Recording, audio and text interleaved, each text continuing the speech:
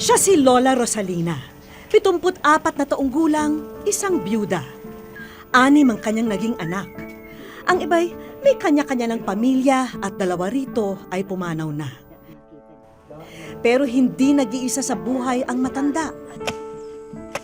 Siya si Sonny, ang anak ni Lola Rosalina. Mabait, malambing, makadiyos, pero may problema.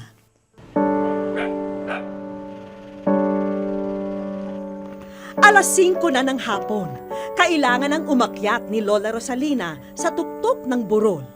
Kailangan niya raw makarating sa munting kubo ni Sonny kung saan ito nagkokopra bago kumagat ang dilim. Dala ng matanda ang pagkain at gamot na pampakalma na inihalo niya sa ulam ng anak.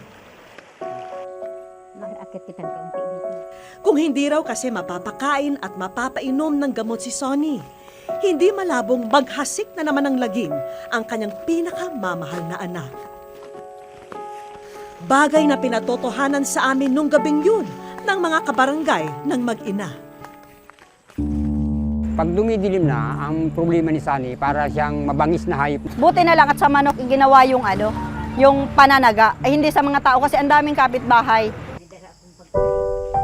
Maging si Lola Rosalina, hindi pa rin makalimutan ang gabing pati siya ay nakaranas ng bangis ni Sonny. Hindi ko nga maintindihan kung sinasapitan siya ng demonyo o sa sakit sa isip. Kapag sabing, Mama, huwag kang maglapit dito sa akin. Papatayin kita. Sa ngayon, ubos na ang gamot ni Sonny. Wala pa raw pera ang mag-ina, kaya hindi pa sila makabili sa bayan. Kaya naman nangangamba si Lola Rosalina na baka manumbalik ang sumpong ng anak dahil lamang sa hindi nila kayang matustusan ng gamot na nagkakahalaga ng 58 pesos kada tableta. Hindi ko pwedeng pabayaan yan. Dawa sa pangutang, nangungutang ako. Pambili ko. Masakit na. Para akong hindi ko maintindihan. Sabi ko, Diyos ko, paano daw ito kung maubos nga ni ang gamot? Wala naman akong pambili. Walang makahihigit sa pagmamahal ng isang ulirang ina. Pero hanggang saan nga ba ang liwanag ng isang ilaw ng tahanan kung unti-unti namang nilalamon ng dilim ang kanyang natitirang pag-asa para sa anak? Gaya ng sa kaso ni Rosalina, na gabi-gabi ay Pasan Cruz ang kanyang anak na si Sonny dahil sa biglaang pagkakasakit nito. Isang karamdamang susubok sa katatagan niya at pag-asa bilang isang ina. Magandang araw po mga kapuso. Ako po si Vicky Morales at ito po ang Wish Ko Lang.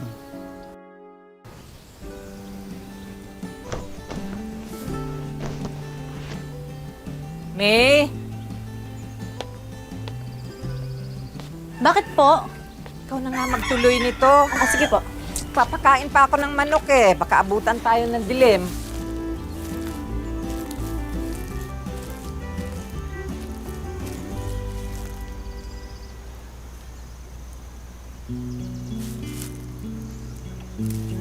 Mama.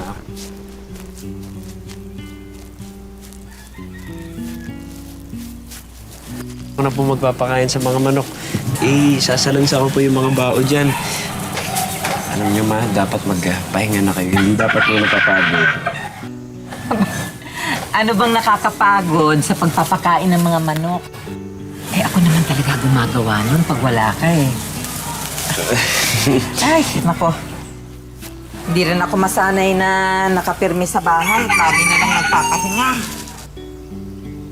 Ikaw ang inaalala ko eh. Baka naman sinasagad mo ang sarili mo sa katatrabaho. Ladaan mo na ang sarili mo, anak. Okay lang naman po ako. Ayan, oh. Basang-basa ka. Naku, huwag ka nga magpatuyo ng pawis. Naku, mahirap magkasakit na.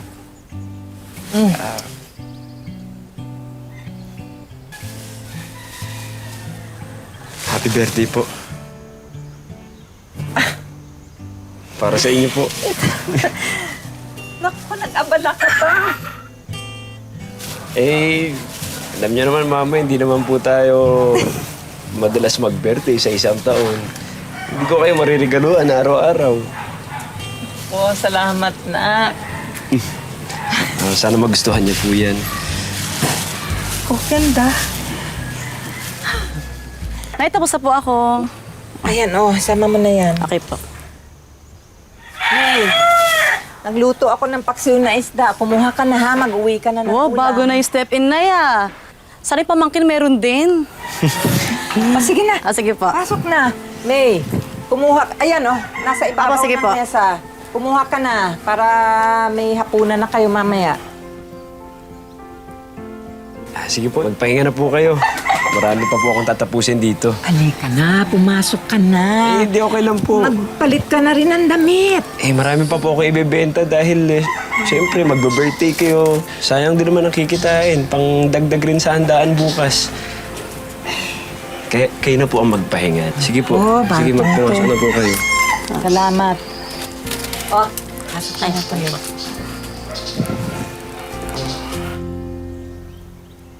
Nak? Baka pwede pong may isama po akong kakilala para sa handaan po bukas. Kakilala? Naku, Nay. So kaya sana mag-aasawa na po yan. Ay, hindi. Huwag kayo maniniwala dyan kay May. Palabiro po talaga yan eh. Dahil kaarawan ko ngayon, sige na. Sige, dalhin mo na dito yung Sige, po. para makilatis ko naman yung magiging manugang ko. Kaya nga, magkikita kami mamaya sa bayan. Ano oras? Hindi mo na ako masasamahan yan. Hindi na. Mamaya susunduin niya na ako. Oh, ayun na pala yung manliligaw mo. Pangiti-ngiti pa. Si Sunny. Pinuntahan kita sa inyo. Nandito ka lang pala. Bakit? May kailangan ka ba? Gusto lang sana kita imbitahin dahil birthday kasi ng mama ko. May konting kainan sa amin.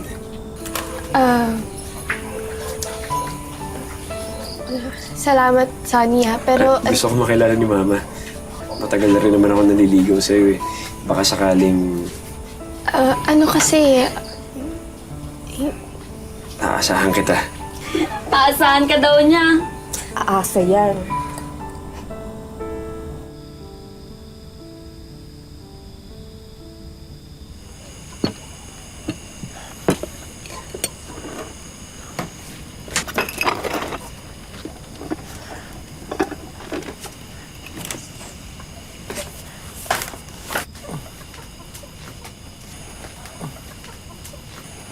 Oh, hindi pa ba darating yung bisita mo? Ma, nangako naman po siya na dadating siya. Baka may tinatapos lang. Lalamig na kasi pagkain eh. Oo nga po eh. Alam niyo, mabuti pa po. Sunduin ko na siya. Baka makasalubong ko po siya sa daan. Sige, mag-iingat ka ha.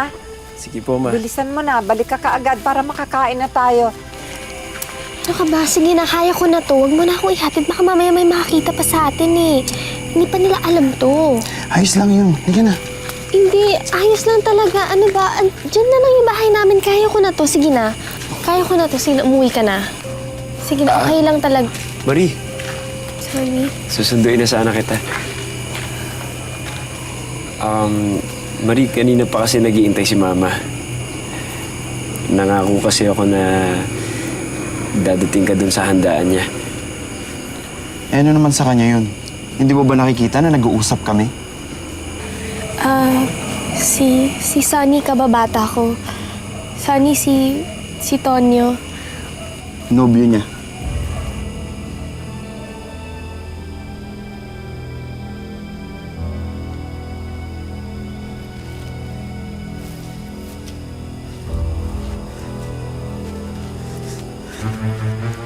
Sunny!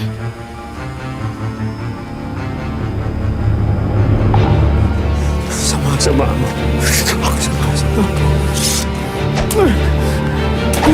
Pinaasa mo lang ako. Pinaasa mo lang ako. Sama mo. May iba ka na palang nobyo. Aling Rosa! Aling Rosa! Si Sunny ho! Ah, dito ho! Andun ho! Sunny! Sunny! Sunny, anak! Sunny! Sunny! Anak, gumising ka! Anak! Pakita ko na lang siya ng mga Tulungan ko! Anak! Anak!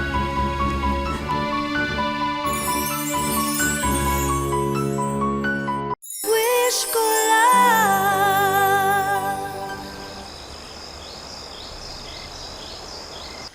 Magkwento ka nga sa akin. Ano bang nangyari sa'yo?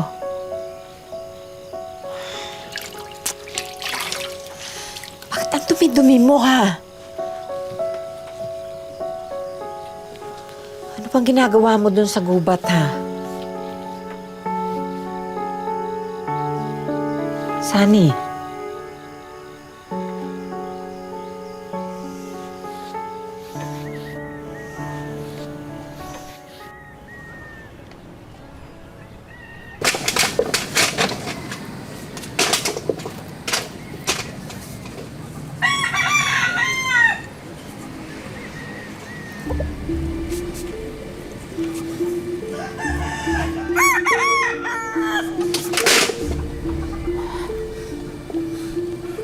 Sunny? Sunny?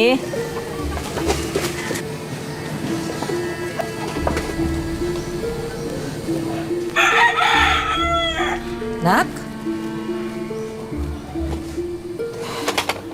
Oh, okay ka lang ba?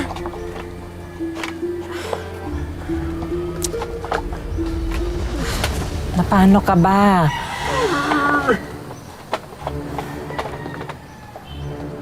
Alam mo, mula nung gabing inuwi kita, napansin ko hindi ka na masyado nagsasalita. Ano bang nangyari sa'yo? Okay ka, Sunny! Sunny, nak! Bumalik ka rito!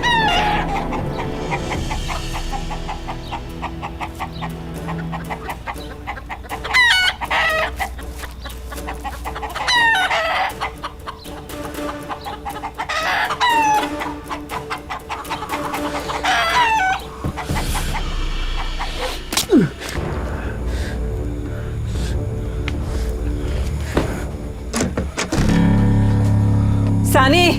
Bitiwan mo yung itak mo! Sunny! Sunny! Sandali! Sandali! Ano bang nangyayari sa'yo? Bakit ka nagkakaganyan? Anak! Anak! Kung may problema ka, pag-usapan natin. Ang mama mo ito, anak! Nakakalimutan mo na ba? Si Rosalina ito, anak! Ah! Ah! Wag! Maawa ka, anak! Wag! Wag! Wag! Anak! Anak, sandali! Sandali! Ang mama mo ito, anak! Ang mama mo ito! Wag!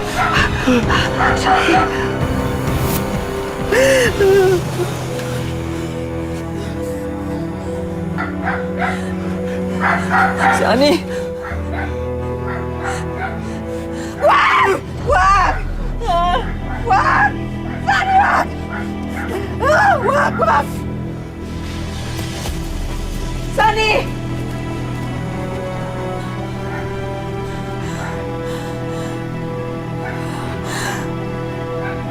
Ah!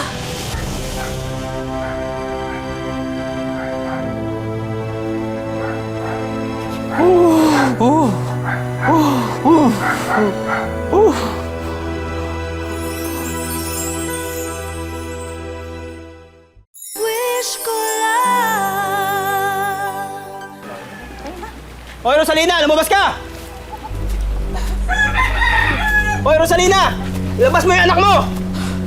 Ko? Bayaran mo yung mga nasirang pananim ko nang dahil sa anak mo! Ano bang nangyari? Eh, biglang pumasok sa bakuran ko eh. Tapos pinagtatagpas yung mga kawayan doon sa balag. Ayun, nagbagsakan yung mga gulay ko. Anong kakainin namin ngayon? Sa amin din! Sinira yung pintuan ng bahay namin! Sigurado ba kayong anak ko ang gumawa nun? Eh, sino bang may anak dito na nasisiraan ng bait? Mawalang galang na po. Dahan-dahan naman kayo sa pananalita ninyo. May mga anak din naman kayo, di ba?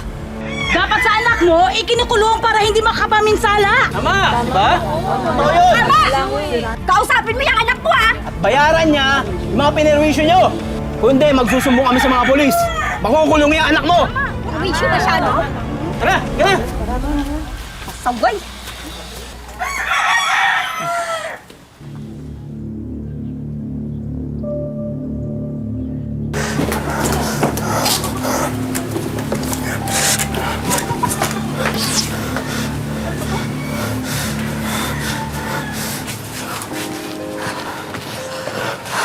Ma,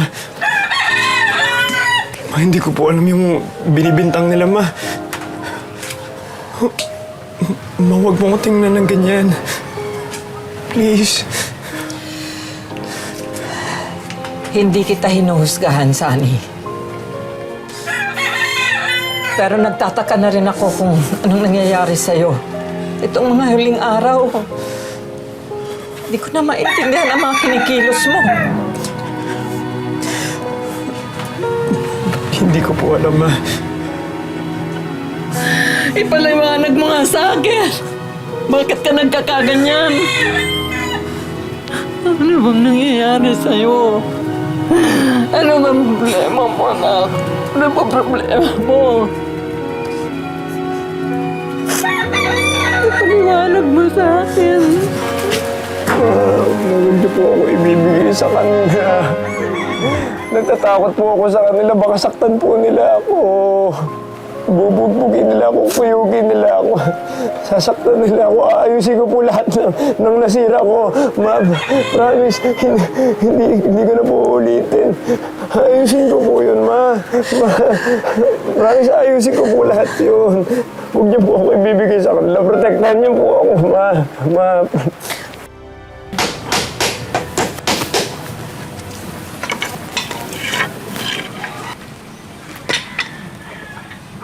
Ay, ma! Pagkatapos ko dito, ayusin ko naman po yung pintuan ni Aling Digna para hindi na kayo magbayad. Tapos yung taniman ni Mang Castor, naayos ko na rin po. Nakakatawa. Inaayos niyang bagay na siya rin naman ang sumisira. Alam mo, sayang yan. Matino pa naman yan. Ewan ko kung ano nakain. At tuwing gabi, nawawala na lang sa sarili niya. Di ko nga alam. Baka nahipan siya ng masamang hangin. Hoy, mga chismosa! Ano? Huwag niyong pagpiestahan ang mga buhay namin. Pag-usapan niyo na lang ang mga buhay niyong miserable. Pakialamera!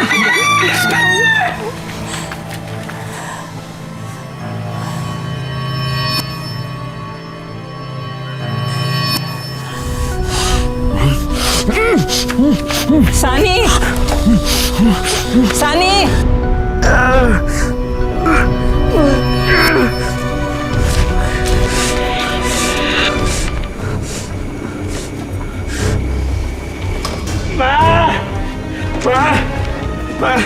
Tulungan mo ako. Itali mo ako dito. Matulungan mo ako. Itali mo ako dito. Ayoko na manakit. Sani! Parang ama mo naman. Sani! Itali mo na ako dito. Sani, Sige na. ano ba? Hindi mo na kailangan gawin yan, anak. Bukas na bukas. Dadalhin kita sa ospital, ha? Patitignan kita sa doktor. Naniniwala kayo sa kanila na may sakit ako sa pag-iisip? Ma? Sige na mga itali niyo na ako. Ano ba?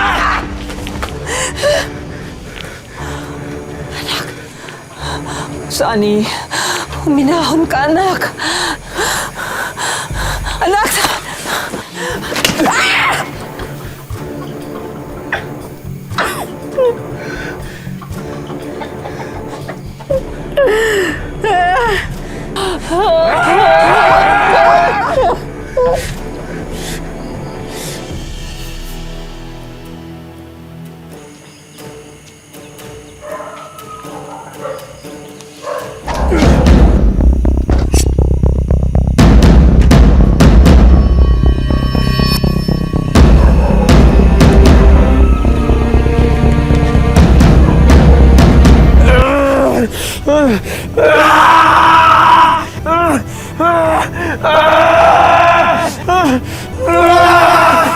Sunny! Sunny, anong ginagawa mo dyan? Bumaba ka, anak! Sunny, anak, bumaba ka!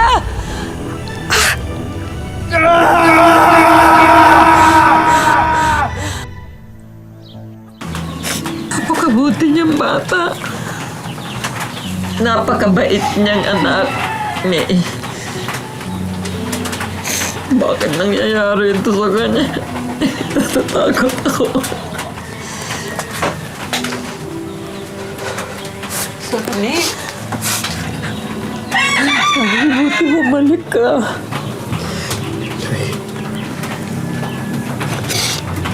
Huwag na po kayo mag-alala. Ako na po mismo magdadala sa sarili ko sa ospital. Paano ka? Malaki na po ako.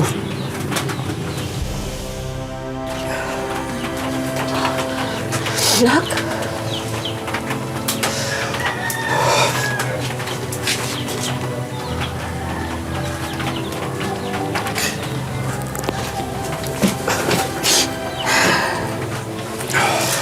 Anak,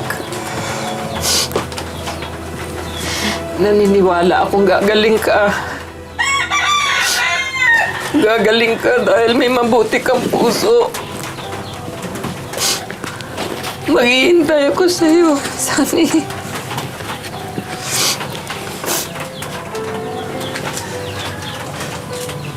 Tandaan mo, bukas ang pinto ko para sa'yo. Araw man o gabi.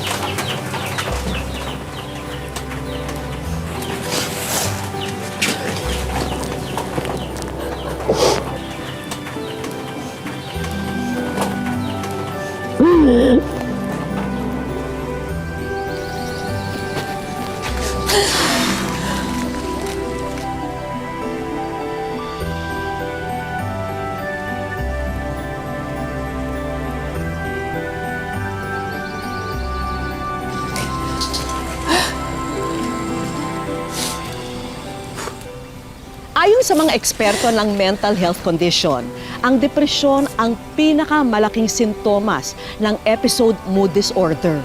Isa rin ito sa pinakaseryosong sakit sa bansa, pero pinakamahirap maunawaan at tanggapin ng mga tao minsan kahit pa ng sariling pamilya. Pero iba si Rosalina. Kahit salat siya sa pera at kaalaman, hindi ito naging hadlang para lalo niyang pagmalasakitan ang kanyang anak. Anak, sana gumaling ka sa iyong sakit. Mahal na mahal kita. Wish ko lang.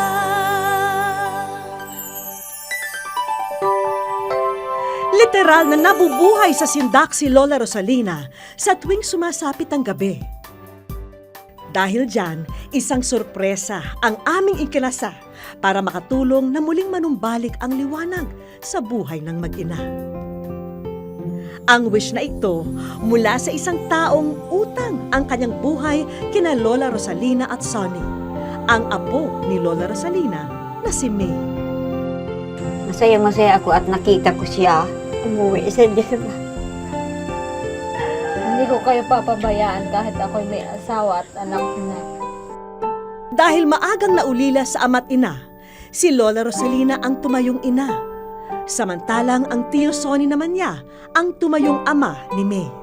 Mahalagang mahalaga ho siya sa akin. Kasi po, nung bata pa po ako, kahit pagod na ho siya, talagang magtatrabaho ho siya para makabili ng gatas daw sa akin.